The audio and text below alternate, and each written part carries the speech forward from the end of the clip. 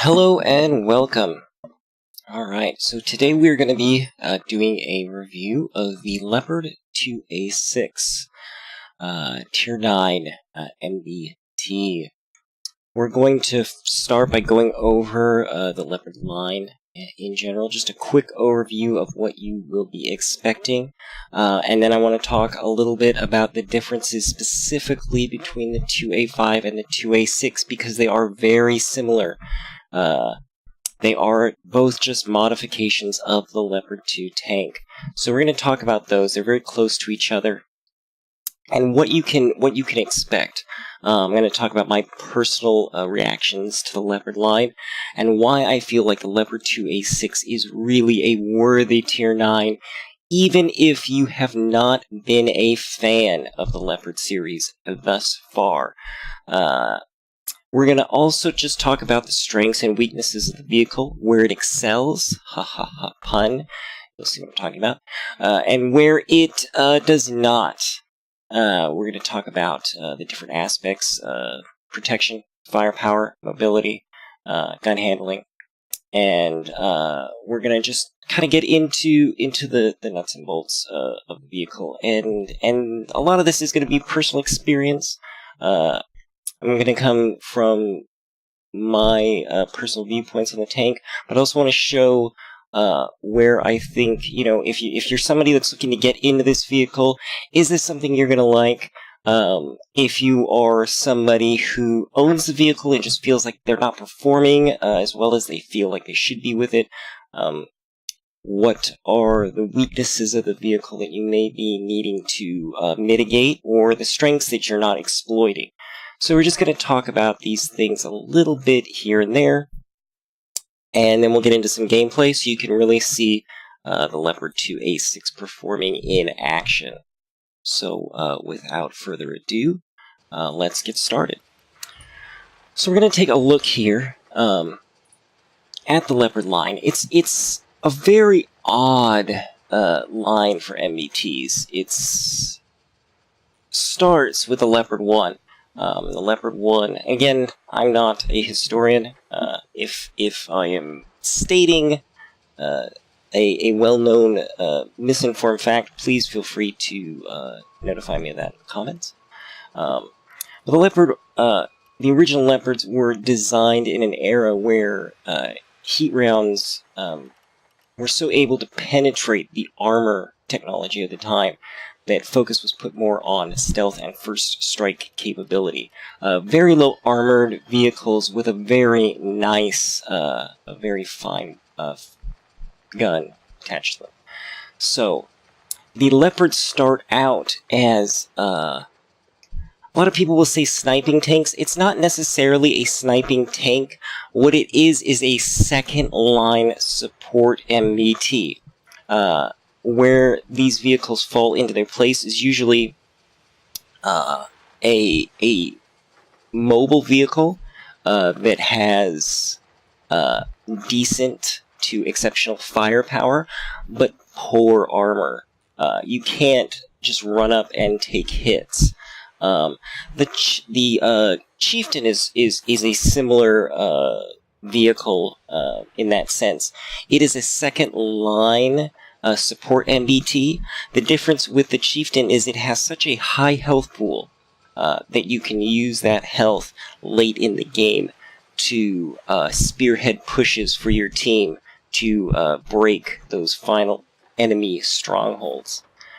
So, the Leopard 1 is a second line vehicle. You don't want to be so far back you can't hit any shots. You don't want to be so far forward you're the focus of everything in front of you. You want to be supporting your heavier MBTs, the M60s, the T62s, things like that. Starship, another good example of a second line MBT. It doesn't really have the armor to spearhead pushes, but what it does have is a big gun that can put out a lot of damage. And if you use that to support your other vehicles, you can really have a huge impact on the game.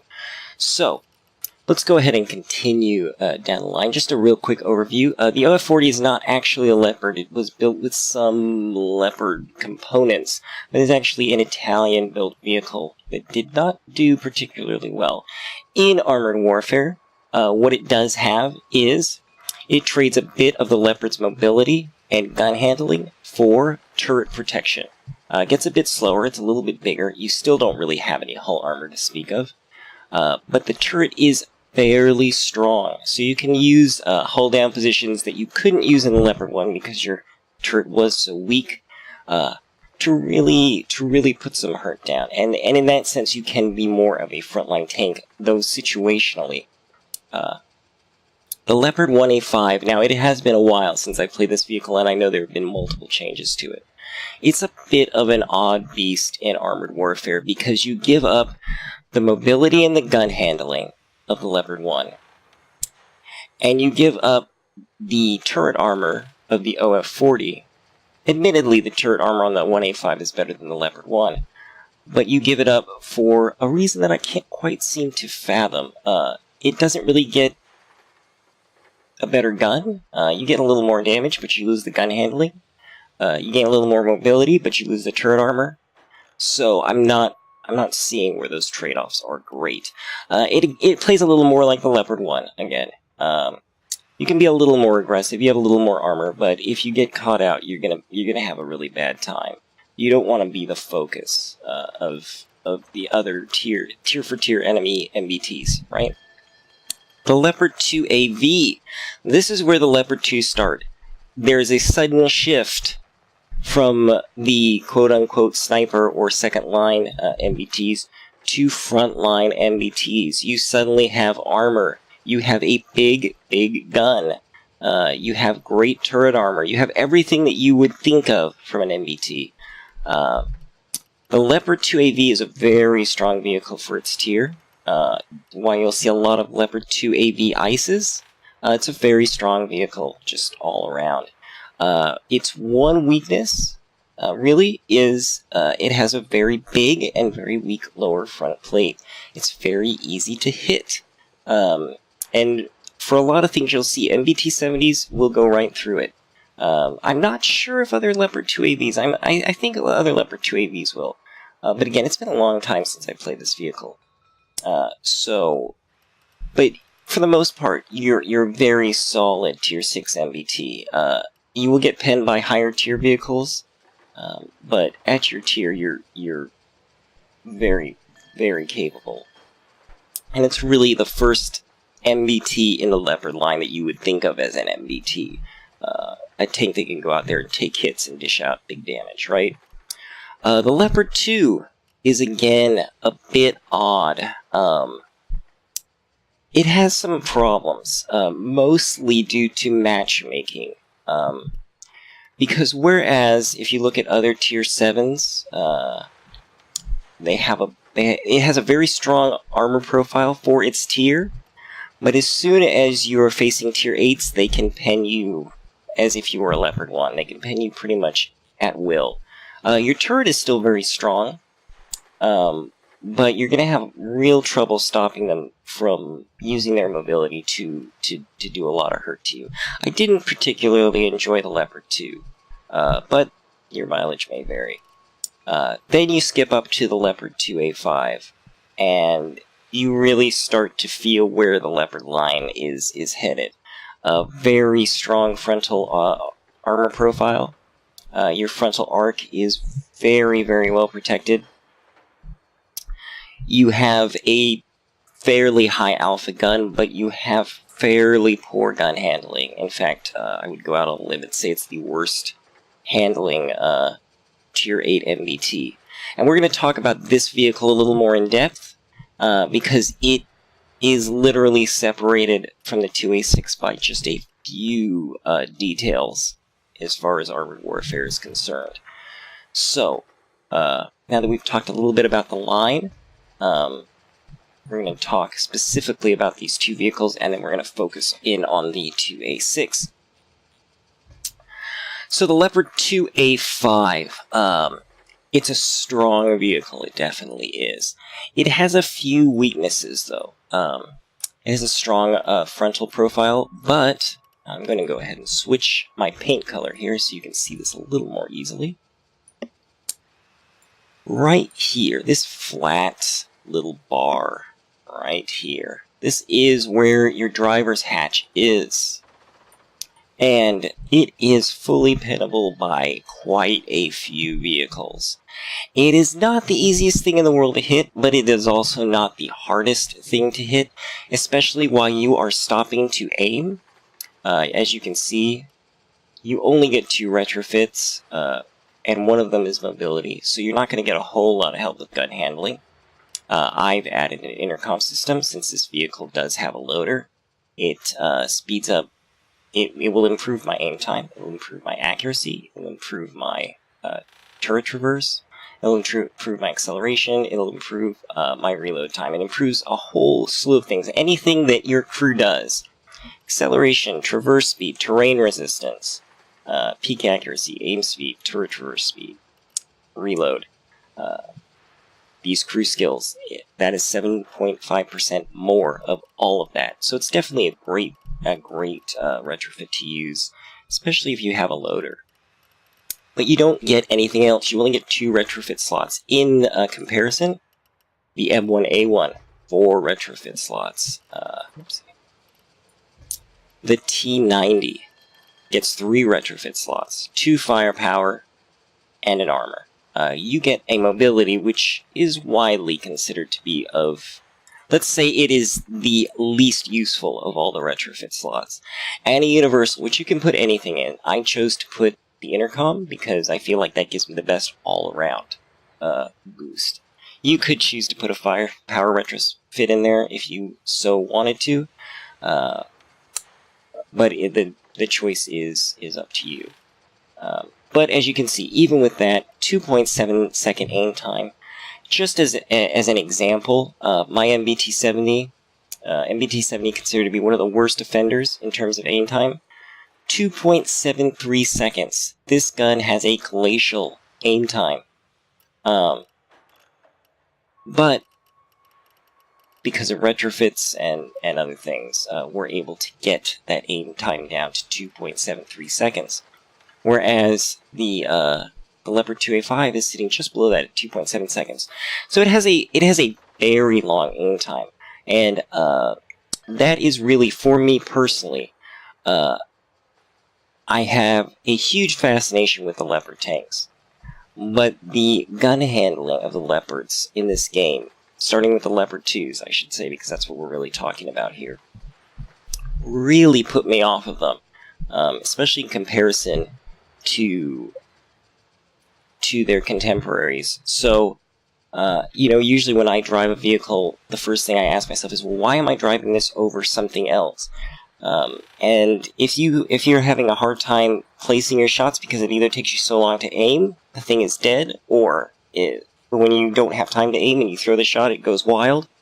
That's definitely something you want to look at. If you dislike the gun handling, that can be a real problem. So I think that is probably the biggest weakness of this vehicle, is the gun handling. If you are turning the turret trying to follow the target and you are not fully zeroed in, you will not continue to aim down. The circle will stay the same size at best and get bigger at worst. So, things to keep in mind. That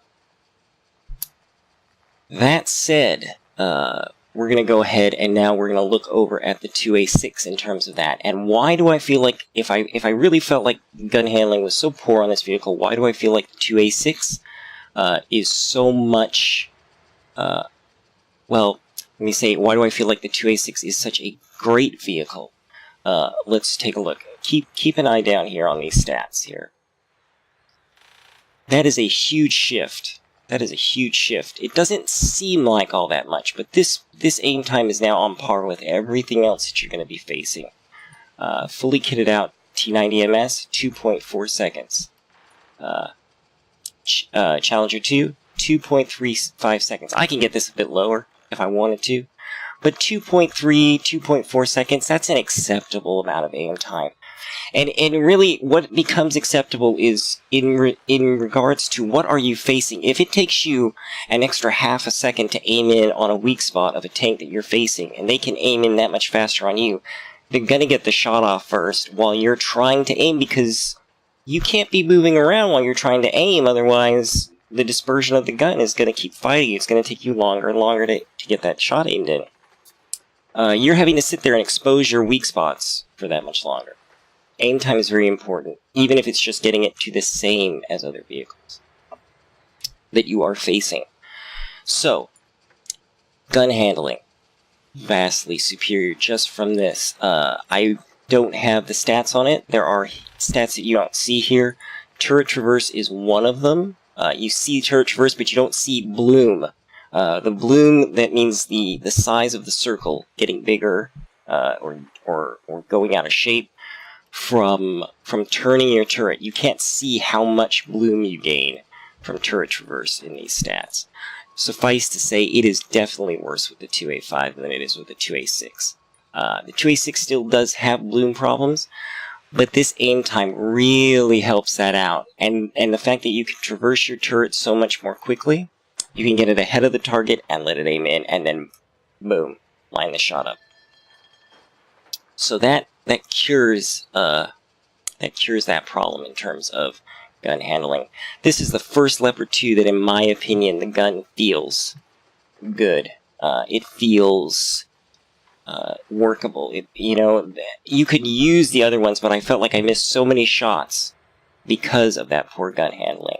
And another thing I will say, in a difference between the 2A5 and the 2A6, the 2A5, if I wasn't fully aimed in, or if I'm not fully aimed in, I'm still grinding it out, as you can see, my shots tend to be wild. Whereas with other tanks, even not fully aimed in, I can mostly count on them to go near the center of the circle.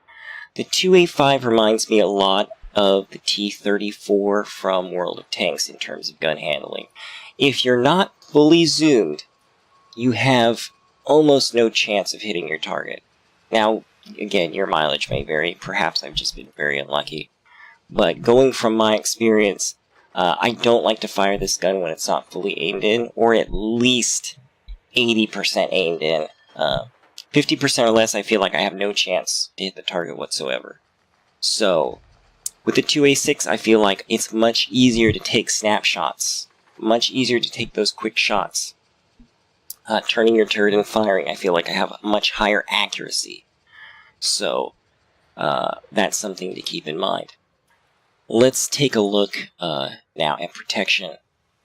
The next category. We're going to start, we started with gun handling. We're going to go ahead and move to protection. Then we'll come back to actual firepower. So in terms of armor, we're going to look at this. Frontal armor, it's a little bit better on the 2A6, frontally. Yeah? And that is with the EX package, because as a 2A6, you start the 2A5's armor. This is how you start until you unlock that EX package. You start with the same weak spot right here. And this is a full critical damage weak spot right here. If they can pen this, that is full critical damage. So you want to be aware of that. As soon as you get this EX armor package, that spot is now gone. There is a, 1 pixel, literally 1 pixel green area. Good luck hitting it. You can hit it, but it's not very easy. In terms of protection, the biggest thing you'll notice going from the 2A5 to the 2A6 is this side armor value. These side armor values, look at this. I mean, it's pretty big. It's a pretty big jump with this EX package. This area tends to be a little more bouncy. Of course, it is still much weaker than this frontal quarter. But you do have to be careful about shots down through under your skirt right here. The underskirt shots right here. It's the same with the 2A5. This isn't going to stop big caliber rounds on the 2A6. It will stop a lot of autocannon fire, and you can give a lot more angle before you have to really worry about these side shots. So it just gives you just a better all-around protection. It makes this a very strong vehicle, frontally speaking, and with even a little bit of angling.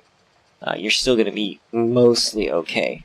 A good player is going to know where to shoot. You can usually put a shell in right here.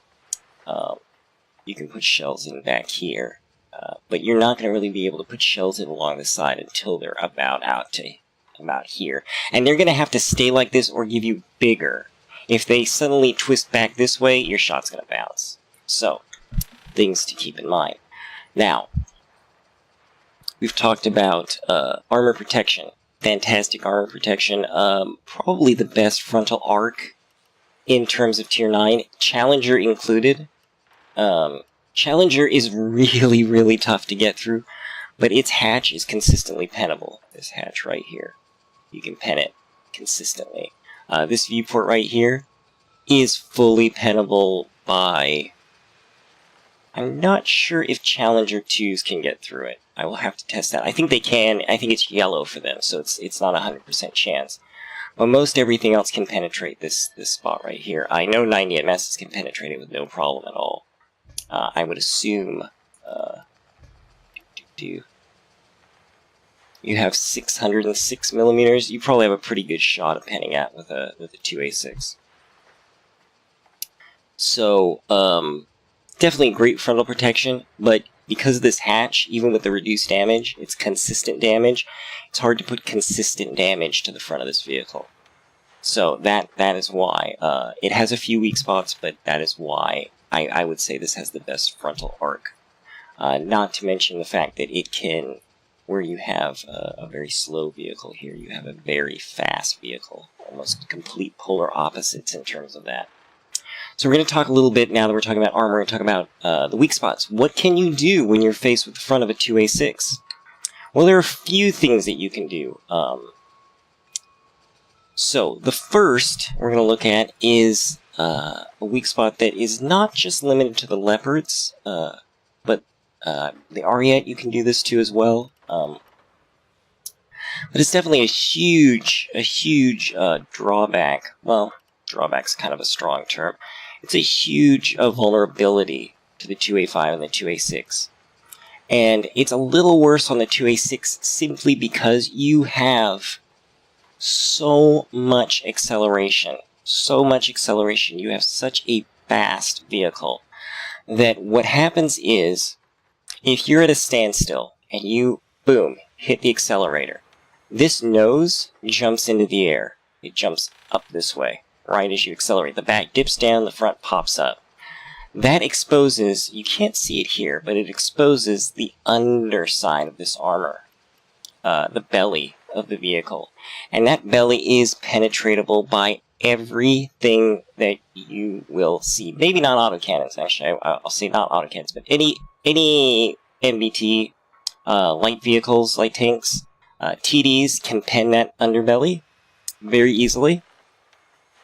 I overmatch it all the time, so you know it's got to be very low amounts of armor. I don't know what the actual armor number is, but it is. You'll see if you watch when a 2a6 moves forward and shows that belly. If you get your reticle down there, you'll see the green, and if you can pop off around, you can put a shot right through. And if they're doing it continually, because a lot of people do the back and forth, it works in a lot of tanks. It's not so great for the 2a6. Going forward, going backward, going forward, going backwards. So when you hit backwards, this nose dips down, flattens out the peak here of the frontal armor. Your upper plate is strong enough, you don't really have to worry too terribly much about that. It can be a problem, but really you shouldn't have to worry too much about it. But the constant burst forward, or the sudden burst forward, will expose that underbelly. Same if you are on a ridge and you're peeking over the ridge, using your gun depression. If you go too far forward, they will get shots. I can't show it to you here, but they'll get shots underneath your belly right here. So something to keep in mind. That is a pretty big weakness. If you're below them, a good map I can think of, pipelines. If you're down in pipelines. In fact, I have a nifty little learning tool here. I should have had this ready before. we will throw up pipelines here. Okay. So, looking at pipelines, if you are in an NBT, and you're in this position here, and you see a big bad leopard driving at you from this direction here, you're below them because of elevation right here. As they come over that hill, you can shoot up. These vehicles are so high off the ground that you can shoot up into them. So, arrow, boop. And you'll probably have a pretty good chance of penetrating this lower plate right here. Not the lower plate, but the belly. Because, as you can see, it's pretty high off the ground. It's really hard to do in the garage, but it's pretty high off the ground, this whole section. So, other weak spots from the front. There are a couple other that I know of. There's only one that I've actually tried, but I'm gonna show them all to you. And this is the way I usually penetrate frontally when I can't get that underside. This viewport right here, this viewport is a 100% damage penetration shot. It is not reduced damage. It is a bit tricky to penetrate this because you have to get it into the viewport, and you have to have enough penetration to go through it. It doesn't take a whole lot, but because of the shape of the hitbox, it's very bouncy. So if you hit a little too high, you'll bounce. If you hit a little too low, you'll bounce. You have to get it right in the middle. So it can be a little bit of a tricky shot to pen, but I guarantee you pen a 2a6 right here from the front, and he's going to be like, whoa, what just happened to me? Suddenly, that confidence is going to be like, whoa, what was that? And there's something to be said for the psychological factor of psyching out your opponent a little bit. The other position from the front, semi from the front, and I've seen it pointed out, I've never used it, is this little trapezoid shape here. It's basically the opposite side from this viewport. If you can imagine this line being equalized over here, or symmetrical over here. It's this little trapezoid in here. It's a bit hard to see from the front, because this is a very tall vehicle. You're never really going to be above it on equal ground, being able to look at that. So you either have to penetrate through here, back into here, which can be a little bit of a tricky shot, or you have to have somewhat of a side shot. Now again, I've never used this. Usually this is the shot that I take, if that's all I have, or I try to go for the belly. The other shot is if they're giving you a little bit of side armor. These little bubbly things back here, right? And again, these I don't shoot them very often, but these are penetratable. So really, really freaks them out. The thing about 2a6 drivers is they think that they're invulnerable for the front, a lot of them, and they find out that they aren't, and they freak out a little bit. So you got this shot right here, you got this shot right here. Try this out, see how it works. Again, can't say I've used it firsthand, but I have seen people say that this is a weak spot. If you're above this whole rectangle right here, this raised area is very weak. If you're in an AFV, shooting HE, boom, hit this strip up here. It's very lightly armored. You will do a good chunk of damage. So you lose one's weak spot, you gain a weak spot. It's not a very well known weak spot, but you definitely do gain a weak spot. So things to be aware of if you're getting pinned from the front. This is something to be aware of, and there's not much you can do to hide it when you're aiming. And so when they're aiming at you, that's something you want to take advantage of. Try to get that shot off before they can. Easier to do with a 2a5, get those shots into his weak spots because he has to aim for so long, but you can still do it. So, okay, so we've talked about armor. We're going to go back and talk about firepower now. Well, one other thing on armor, real quick.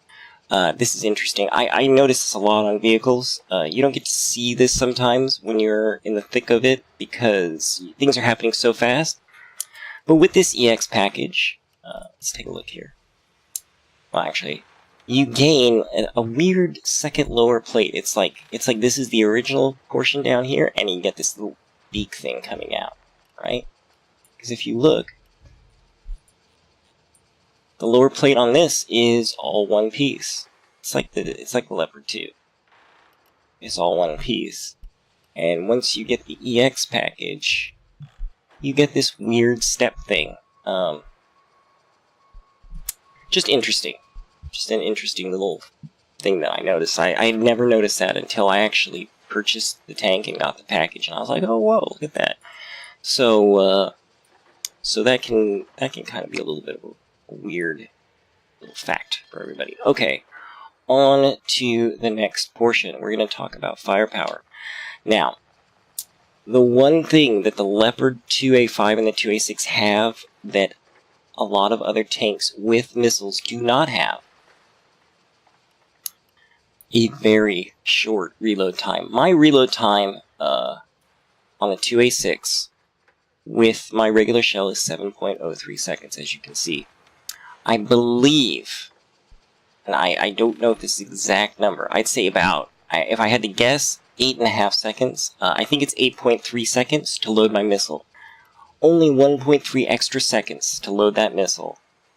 There are countermeasures to it, but if you're really unable to penetrate the front of that MBT in front of you, hey, you've got 1,253 millimeters of average penetration right here.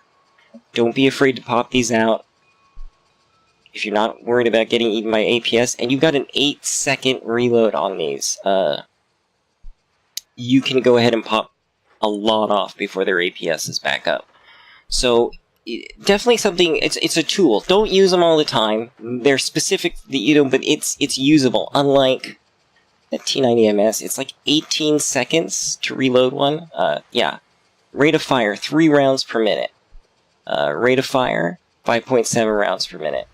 The Leo 2A5, I believe it's about a 10.5 second reload, 4.8 rounds a minute. You can use these missiles where you normally can't. You normally don't want to use the missiles from a barrel loaded on MBTs because they're barrel loaded. They're not like the AFVs where you can swap weapons.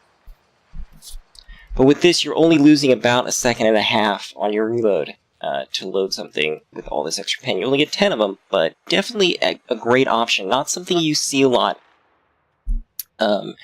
in tanks with MBTs. This says 10.53 seconds. That's not right. And when we get into the gameplay, I'll show you what I'm talking about.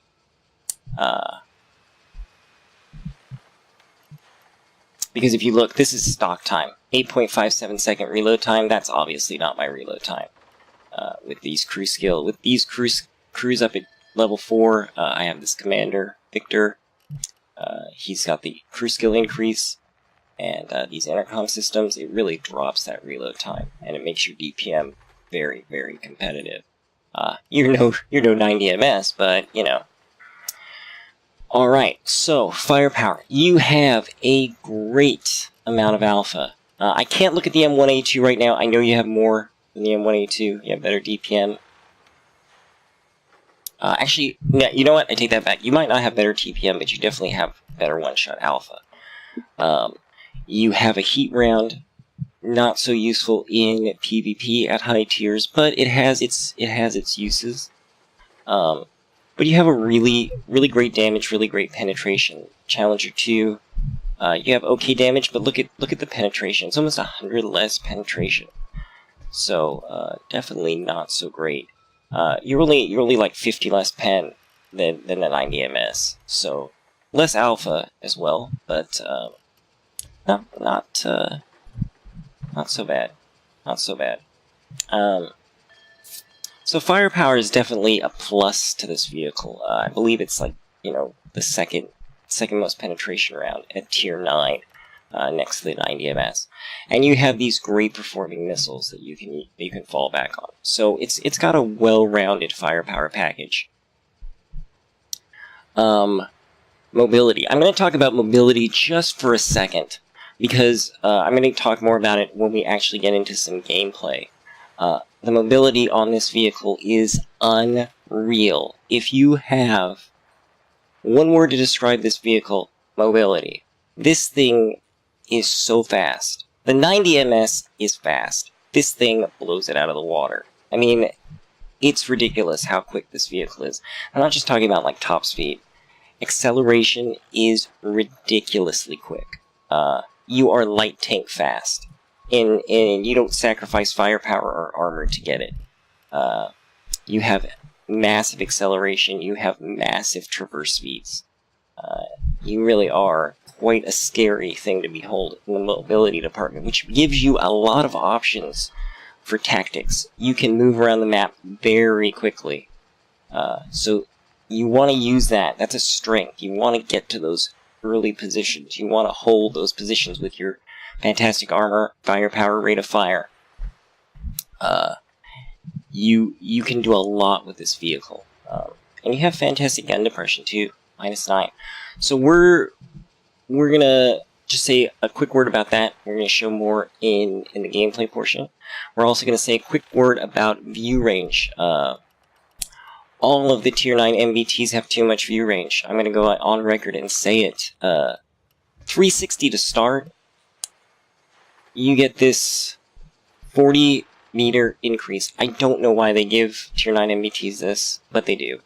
So, whereas low tiers MBTs are reliant on their lighter counterparts to do their spotting, you spot for yourself. You have the armor to go forward, and you have the view range to see anything that's within hurting you distance. Anything farther out of range, missiles or anything else, you're going to get pretty good warning about. Or they're going to have a really hard time penetrating you. So, the view range is perfectly acceptable. More than acceptable. It's pretty ridiculous, to be quite honest. So, we're going to go ahead and do some gameplay now. I think I went through everything, but if not, we'll get to it a little later on, or feel free to leave a comment. We're going to go ahead and do Wildfire. This is the mission that's up. I'm just going to do PvE mission. At this time, when I'm recording this video, it's not going to be easy to get a Tier 9 PvP match. And I don't want... This video isn't about PvP tactics. This video is about the strengths and weaknesses of the 2a6. And I would say... that PvE is perfectly acceptable to see those firsthand. You're not going to have people sniping you. At some point, I'd like to get, if I can get a helper into a training room, we can go over some of, I might add an addendum of like, hey, check it out, shooting these spots, here's how it works. But I gotta find somebody with a 2a6 that is willing to take the time to help me. So maybe we can do that in the future. For today, I'm just gonna do some gameplay. I want to showcase the mobility. This is a good map to showcase it on. And most specifically, the mobility from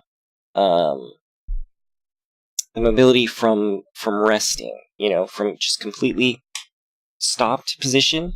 How quickly you can accelerate up to top speed. I wish I had a couple more Tier 9s in here, different Tier 9s, so I could show you the differences, but all we have is another 2a6. But we spawn pretty much in the back here. And we're going to see just how long it takes us to get to our starting position, which is going to be, we want to start right over in here. So we're just going to try to showcase this vehicle's mobility, because it really is something that you have to see. You can't, yeah, you can say, wow, those numbers look crazy, but until you've actually played the vehicle or seen it played, it's hard to get a good understanding of just how quick it is. So there's a 2a5 right there. We are going to drive away from this guy. We're going to just drive right away from him. Here we go. Bye-bye. Bye-bye-bye. And off we go.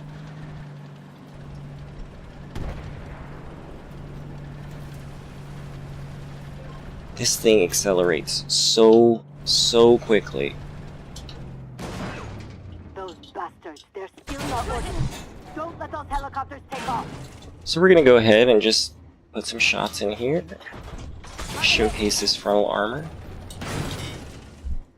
And I see what I'm doing. This is totally my personal habit. This is what I'm saying you need to not do. You need to not roll back and forth. Unload some heat for these lighter vehicles.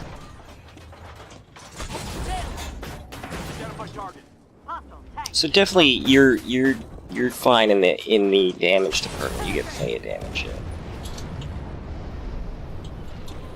You can see the alpha of the gun. The reload is fantastic.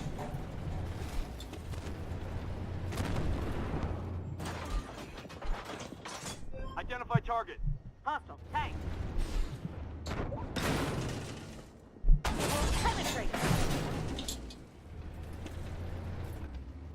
Identified.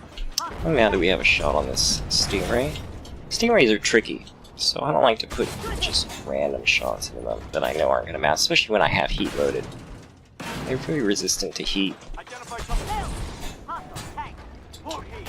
Now, these guys aren't aiming at my weak spots, but from here it'd be really hard for them to even hit them. Okay, so there you go. There's a shot. Let's take a look at where that went in a second.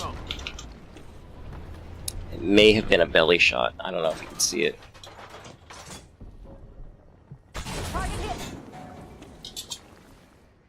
But he's coming. See how I'm above him? He can kind of shoot up, especially if I do a quick forward motion. If I go back, I'm putting my hull down. And you can see it. Watch. You can see it dip down, dip up. See how it dips up? Or raises up, I guess I should say, not dip. But that's something you want to keep in mind. It's definitely important. Let's see where he hit us here. Again, these are bots. Bots are known to do a little bit of cheating. I'm not seeing exactly where he shot us on that one. So I'm guessing that's going to be a belly shot. I think what I did was I pulled up a little, and then when I stopped, see how I rock back? See that? See that rock back? Rocking back and forth? You have to be somewhat careful of that. Don't let them near our ordnance. We're going to go ahead and get this.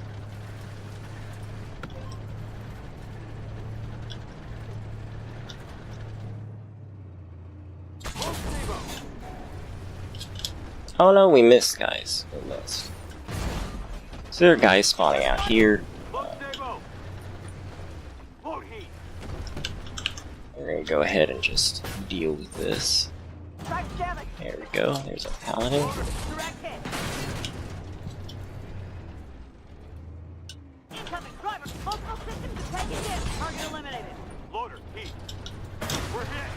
So that damaged our gun, which is... Oh no, guys.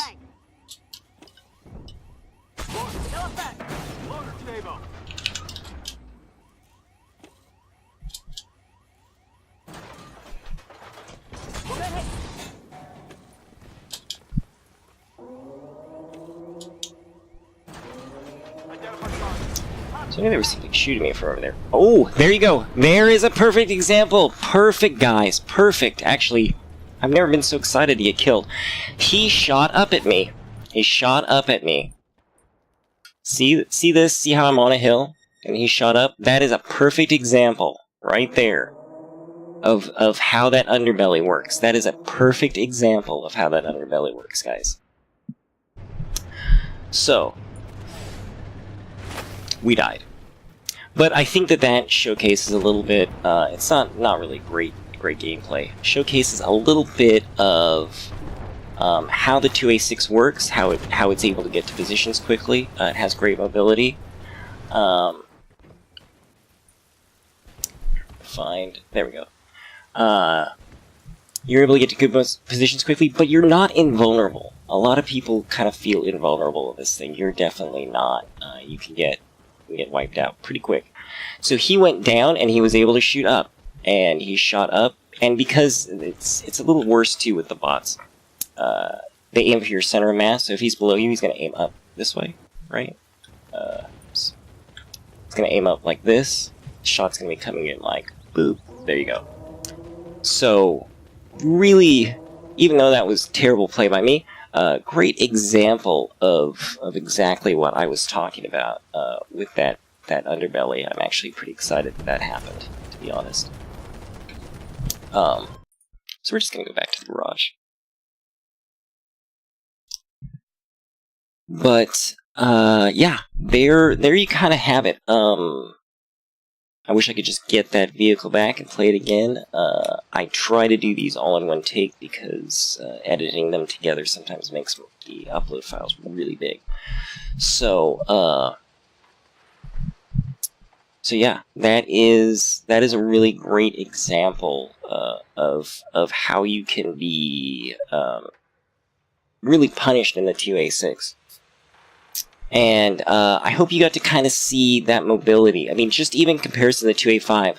And that's probably a fully upgraded 2a5 with the upgraded engine and everything going into it.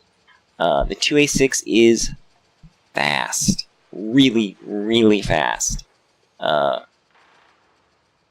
So yeah, kind of a junky way to end this, but I hope that this was helpful to you. If I missed anything, if there are questions that you have about this vehicle that I didn't answer, or that you're just interested to know, maybe a little further explanation, maybe it wasn't clear, please leave a comment, please ask questions. I'm happy to answer, I'm happy to help, I'm happy to go find answers if you need them. And also, let me know if there are vehicles that you want to know about, that you would like to see. Let me know, and I can try to go through those a bit. I'm focusing on these top tier MVTs. They tend to be the goal for most players. And you know, at this moment, the way the game has moved, they're trying to bring that direction back towards the center, so that everything is more equalized. But yeah, let me know. I get a nice view of my garage here. Let me know if there's anything that you guys want to see. If there's questions I didn't answer. If you have additional questions, if something wasn't clear, leave me a comment. Let me know. I'll do my best to answer you and try to help get the information across, because that's really what the whole point of these are. Thank you guys so much for watching. I hope this was educational. I hope it was helpful. I hope you got a laugh out of watching me die. I know I was really excited about it. So have a great day and take care, and good hunting.